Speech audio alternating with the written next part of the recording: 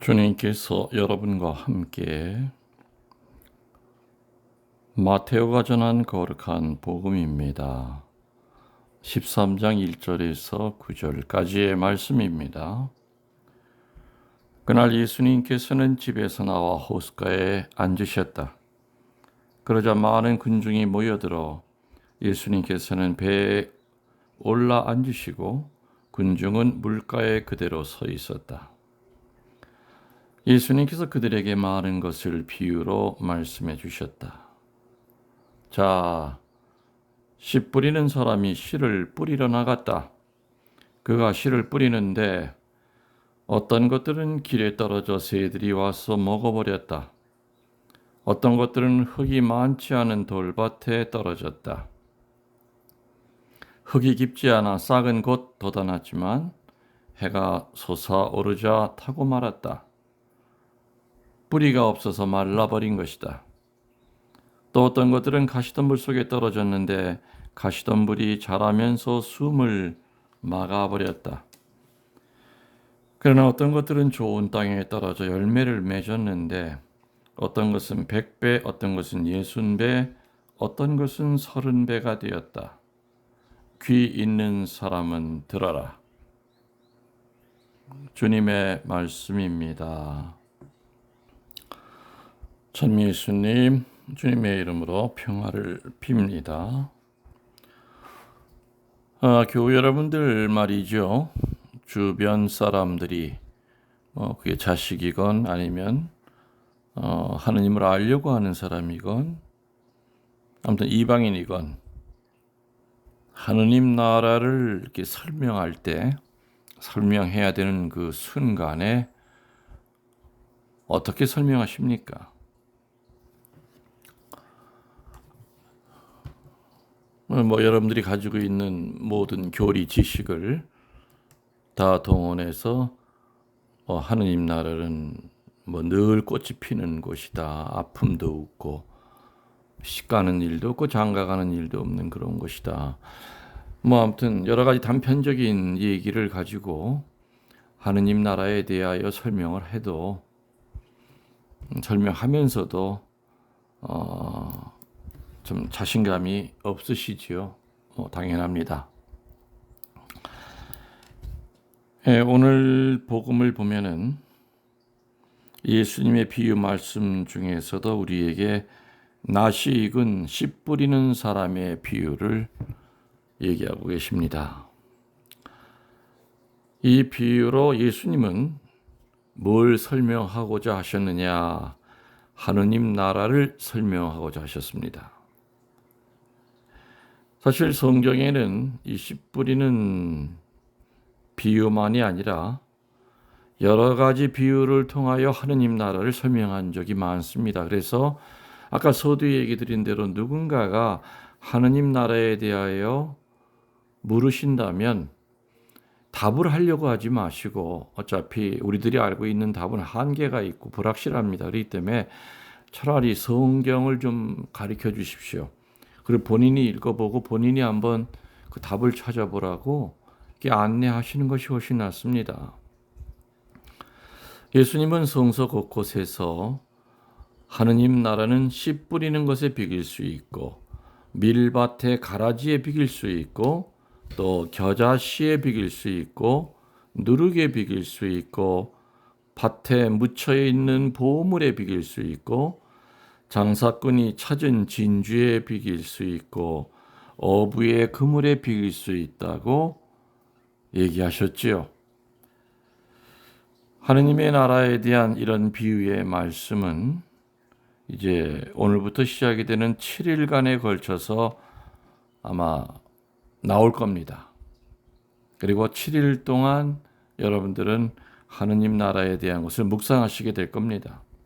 마태복음 13장 1절부터 계속해서 이 7일간에 걸쳐서 여러 개의 하느님의 나라에 대한 설명을 여러분들이 복음을 통하여 들으시고 또 해설을 들으시게 됩니다. 이 7개의 비유 말씀 중에서 제일 먼저 등장하는 것이 바로 씨 뿌리는 사람의 비유입니다. 이 씨 뿌리는 사람의 비유는 7개의 비유 중에서 하느님 나라에 대한 설명의 문을 여는 그러한 비유이기 때문에 아주 자세하게 구체적으로 하느님 나라의 사정을 설명합니다. 여러분 중에서는 말이죠, 예수님이 이런 비유 말씀을 하셨을 때 예수님은 목수니까 농사 짓는 법을 모르셔서 이렇게 엉뚱하고 무지한 비유를 이야기하신다고 생각하신 분도 있을 겁니다. 사실 농부라면 어떻게 돌밭에다가 씨를 뿌릴 수 있을까? 또 길바닥에 뿌릴 수 있을까? 또 가시덤불 속에 씨를 뿌릴 수 있을까 하고 생각을 할 겁니다. 그러나 예수님 당시의 그 농사법을 좀 우리들이 안다면은 이 비유의 뜻을 보다 깊이 이해할 수가 있을 겁니다. 예수님이 생활하신 팔레스티나는 대체적으로 바위 투성이의 땅이었고 가장 더운 여름 5개월 동안은 거의 비가 오질 않습니다. 그 당시 농부들은 메마르고 굳은 들판에 먼저 씨를 뿌린 다음에 비가 와서 땅이 물러지면 쟁기질을 해서 흙을 갈아엎는 식으로 농사를 지었던 겁니다. 따라서 이 복음 말씀대로 농부는 돌밭에 길바닥에 가시덤불 속에도 씨를 뿌리는 것이지요. 여기서 가장 중요한 핵심은 농부가 뿌린 씨앗을 새들이 쪼아먹고 해가 태워버리고 가시덤불이 숨을 막아 죽여버렸지만은 많은 씨앗이 결국에는 풍성한 수확을 거둔다는 점입니다. 사회의 세속적인 면에서 볼 때 우리들은 어리석은 사람, 헛수고하는 사람으로 보일지 모릅니다. 성당에 많은 시간과 돈과 정성을 바치는 멍청이로 보일지도 모릅니다. 그러나 예수님이라는 씨앗을 받은 우리는 하느님 나라의 완성을 위해 꾸준히 노력하고 결국에는 풍요로운 결실을 가져온다는 확신을 가지고 살아갑니다. 그런데 많은 사람들이 예수님의 가르침을 받아들이긴 하지만 예수님이란 씨앗을 받기는 하지만 쪼아 먹히고 말라버립니다. 반면에 예수님의 씨를 고이 보존하고 가꾸는 사람은 30배, 60배, 100배의 엄청난 성공을 보장받고 있습니다. 우리 모두는 예수님의 씨를 받은 사람들입니다. 이 씨는 금방 효과를 내서 싹을 틔우고 잎을 내고 열매를 당장 맺진 않습니다. 수개월 내지 1년을 꾸준히 참고 기다려야 합니다. 또 이 씨는 농부의 보살핌 없이는 벌레에 먹히고 태양에 말라 죽고 시들어 열매 맺지를 못합니다.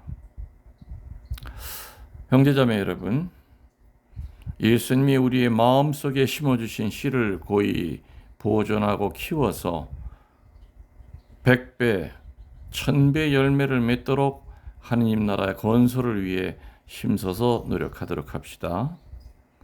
우리의 씨앗을 가지고 100배의 열매를 맺도록 하느님의 보호와 은혜를 간구하도록 합시다. 오늘 이 사제의 강론이 여러분 마음의 밭에 예수님의 씨로 뿌려져서 분명히 열매를 맺고 그 열매는 치유의 열매요, 구마의 열매요, 그리고 행동으로 보여주는 믿음의 열매가 되기를 축원합니다. 여러분들 영혼의 영혼을 더하여 사랑합니다.